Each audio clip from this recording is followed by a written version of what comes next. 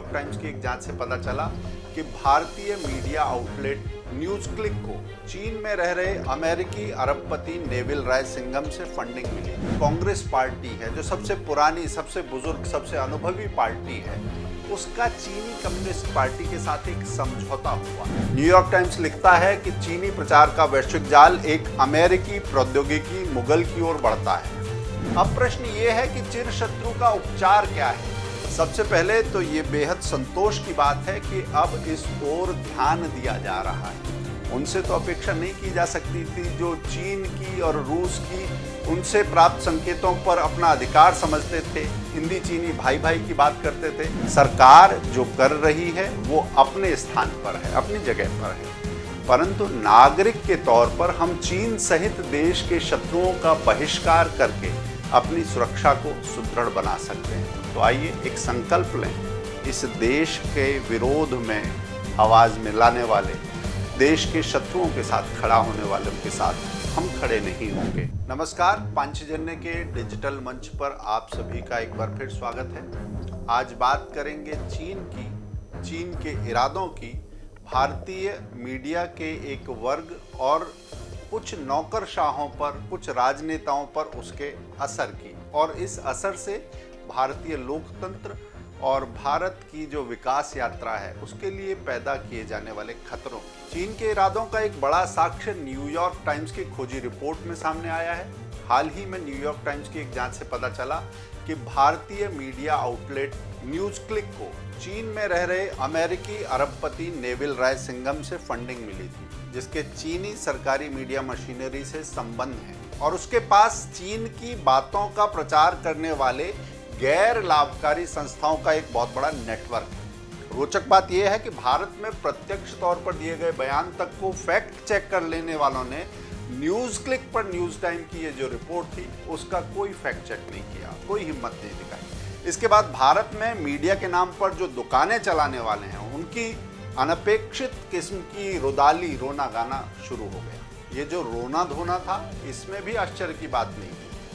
यहाँ देश के 255 प्रतिष्ठित नागरिकों ने न्यूज क्लिक चीनी फंडिंग घोटाले पर राष्ट्रपति, सीजेआई दोनों को पत्र लिखकर मांग की है कि भारत विरोधी साजिश की पूरी सीमा का, इसके पूरे फैलाव का पता लगाना चाहिए। इन प्रतिष्ठित नागरिकों में पूर्व न्यायाधीश, नौकरशाह और बहुत जानकार लोग शामिल हैं। न्यूयॉर्क टाइम्स ने जो लिखा उसे पढ़ने से पहले ये याद रखना महत्वपूर्ण है कि भारत की जो कांग्रेस पार्टी है, जो सबसे पुरानी, सबसे बुजुर्ग, सबसे अनुभवी पार्टी है, उसका चीनी कम्युनिस्ट पार्टी के साथ एक समझौता हुआ है, यानी वो समझौते से बंधी हुई है।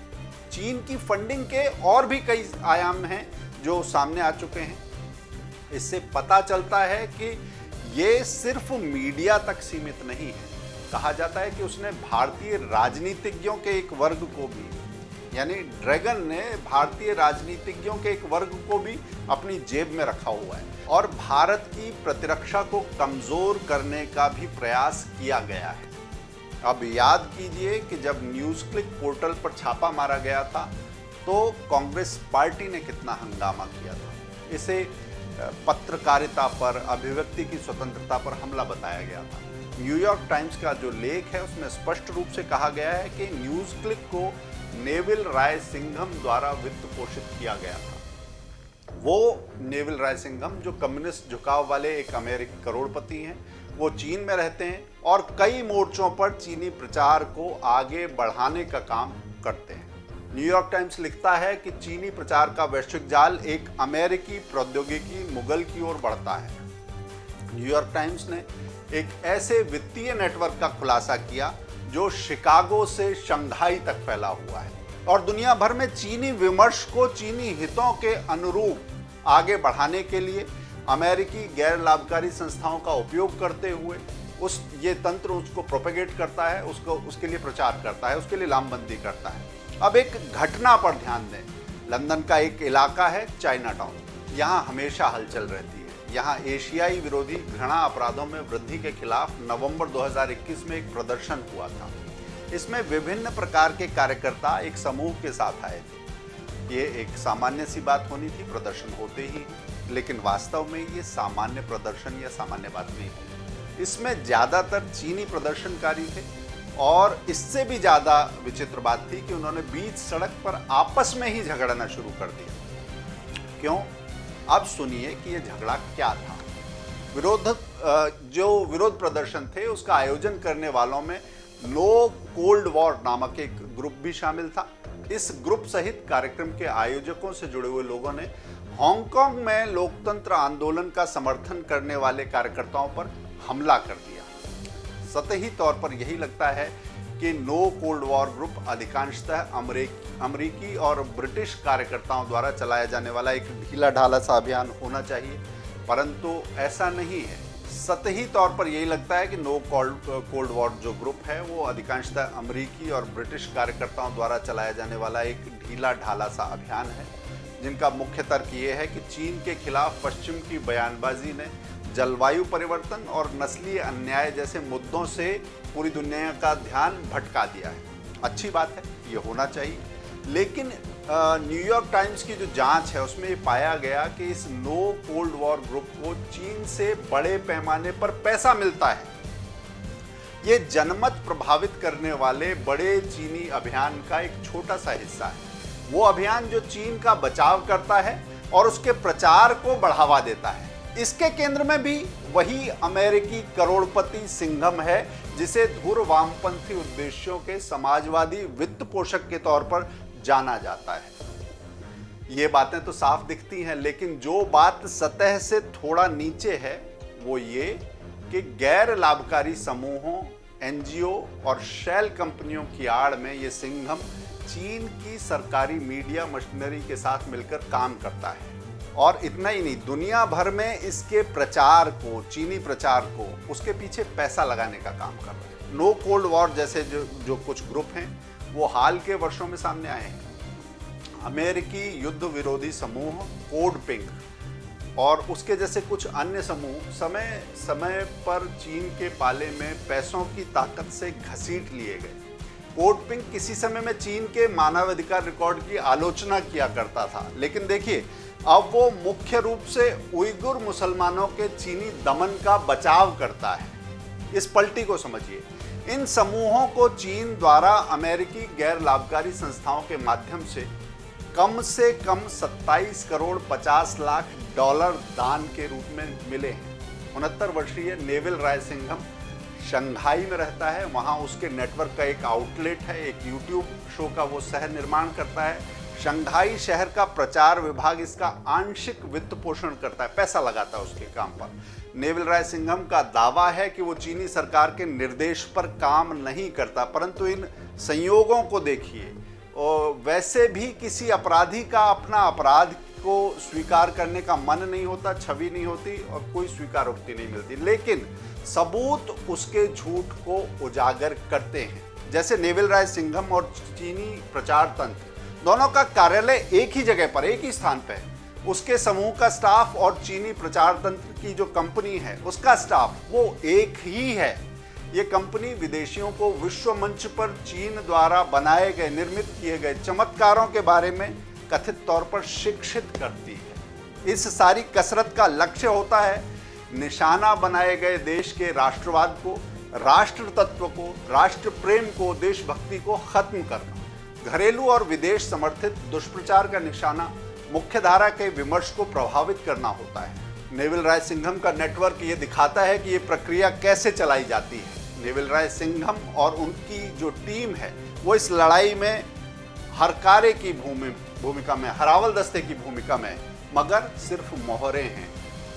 उस लड़ाई की अगली पंक्ति में उसके मोहरे हैं, जिसे चीनी कम्युनिस्ट पार्टी बिना गोली बारूद का युद्ध कहती है। शी जिनपिंग की हुकूमत में चीन ने केवल अपने सरकारी मीडिया संचालन का विस्तार नहीं किया है, बल्कि विदेशी आउटलेट्स तैयार किए हैं, मंच खड़े किए हैं और विदेशी प्रभावशाली लोगों को भी तैयार किया है, या कहिए उन्हें अपनी जेब में रखने का काम किया है। उनका लक्ष्य इस ढंग से चीनी हितों का प्रचार करना है जिससे वो कोई स्वतंत्र सामग्री, इंडिपेंडेंट या निष्पक्ष सामग्री नजर आए। लेकिन नेविल राय सिंघम का ग्रुप वैसे तो YouTube वीडियो बनाता है और ये तय करता है कि उन्हें एक साथ एक समय पर लाखों बार पूरी दुनिया में देखा जाए, लेकिन इसके अलावा वो अमेरिकी कांग्रेस में अपने सहयोगियों के साथ बैठकें भी करता है।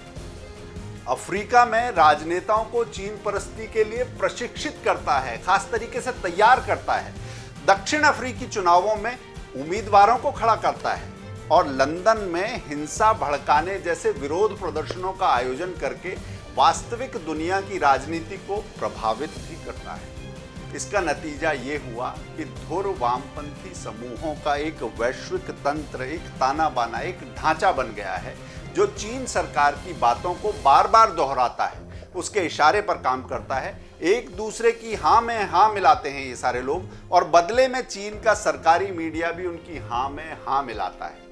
ये नेटवर्क ऑफ नेटवर्क्स जो है वो अमेरिकी गैर लाभकारी समूहों के बूते बनाया गया है, क्योंकि अमेरिकी गैर लाभकारी समूहों को व्यक्तिगत दाताओं का खुलासा करने की आवश्यकता नहीं होती, यानी कि उन सब गड़बड़झालों को एक पर्दे में रखने का इंतजाम है। लिहाजा गैर लाभकारी संस्थाएं अदृश्य स्रोत से धन की बौछार करती हैं। नेविल रायसिंघम की किसी भी गैर लाभकारी संस्था ने विदेशी एजेंट पंजीकरण अधिनियम के तहत पंजीकरण नहीं कराया है। ये पंजीकरण उन समूहों के लिए आवश्यक है जो विदेशी शक्तियों की ओर से जनता की राय को प्रभावित करना चाहते हैं। न्यूयॉर्क टाइम्स की खबर की माने तो भारत में ये काम न्यूज क्लिक जैसी एक कथित पत्रकारीय पोर्टल के जरिए किया जाता था। ऐसे में भारत सरकार यदि चीन से संचार प्रणाली, कंप्यूटर और अन्य इलेक्ट्रॉनिक उपकरणों के आयात पर अंकुश लगाने के लिए बाध्य हुई है, तो जाहिर तौर पर इसका अर्थ ये है कि भारत सरकार को चीन द्वारा की जा रही जासूसी को लेकर बहुत स्पष्ट आशंकाएं थी, और कहना चाहिए कि आशंकाएं ही नहीं थी, शायद उनके हाथ में बहुत पुख्ता साक्ष्य, बहुत पक्के सबूत थे। ये बात दोहराने में कोई संकोच नहीं है कि ये सारे लक्षण सिर्फ किसी चिर शत्रु के होते हैं, यानी जो अपनी दुश्मनी छोड़ता नहीं है कभी भी। अब प्रश्न ये है कि चिर शत्रु का उपचार क्या है। सबसे पहले तो ये बेहद संतोष की बात है कि अब इस ओर ध्यान दिया जा रहा है।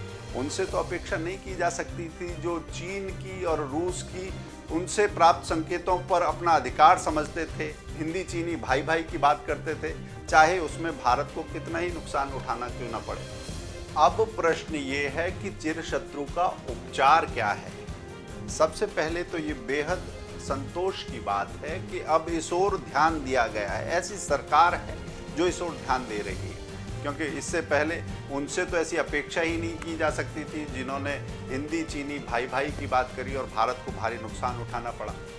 और जो डोकलाम पर भारत के दुश्मनों के पाले में खड़े हुए नजर आते हैं, जिनके बयान हम देखते हैं, तो पूरा देश एक तरफ और एक राजनीतिक दल के बयान दूसरी तरफ, जो चीनी हमले का स्वागत करते हैं और जो चीन से चंदा भी प्राप्त करते हैं। भले ही ये भारत के विपक्षी दल हैं, लेकिन जब तक इनकी हरकतें, इनके इरादे और इनकी फंडिंग चीन से जुड़ी रहेगी, तब तक निश्चित रूप से ये लोकतंत्र के भी किसी काम के नहीं है। ऐसे षड्यंत्र और षड्यंत्रकारियों का भंडाफोड़ होना आवश्यक ही था।